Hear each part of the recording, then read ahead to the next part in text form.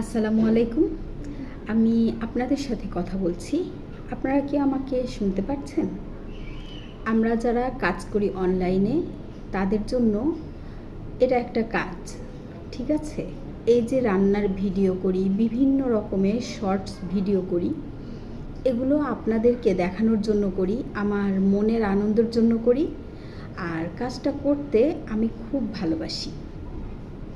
তো আমি যখন একটা কাজ করি, আমি চেষ্টা করি সুন্দর করে করার জন্য, সুন্দর করে গুছিয়ে সাজিয়ে খুবই সুন্দর করে করার চেষ্টা করি।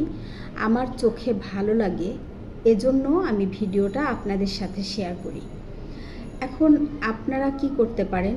ভিডিওটা দেখতে পারেন, দেখে কমেন্টস করতে পারেন আমাকে যে এই ভিডিওটা ভালো লেগেছে, এই ভিডিওটা ভালো লাগেনি। আপনারা কিন্তু আমাকে পরামর্শ দিতে পারেন। আমি কিন্তু সবসময় বলি, আপনাদের কমেন্টস আমি খুবই মনোযোগ দিয়ে পড়ি এবং আমি রিপ্লাই দিই।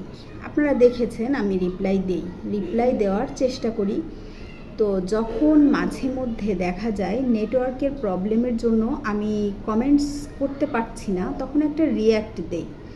আমাদের এখানে অনেক সময় নেটওয়ার্কের এত সমস্যা থাকে, আমি চাইলেও কমেন্টসের রিপ্লাইটা দিতে পারি না। আপনারা জানেন আমি রিপ্লাই দিতে খুব পছন্দ করি, ভালো লাগে, চেষ্টা করি।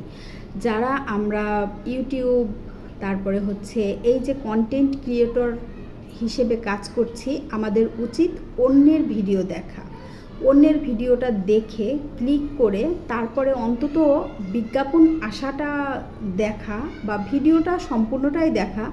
আমরা যদি ভিডিওটা না দেখি তাহলে কিভাবে কমেন্টস করব, তাই না? আন্দাজে তো একটা কমেন্টস করা যায় না।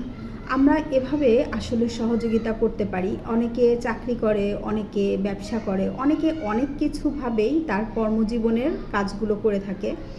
যেহেতু আমি ভিডিও করছি, এটাকে আমি আসলে চাচ্ছি পেশা হিসেবে নিতে। এটা আমার খুবই স্বপ্ন যে একদিন আমার ভিডিও অনেক মানুষ দেখবে, অনেকের কাছে ভালো লাগবে।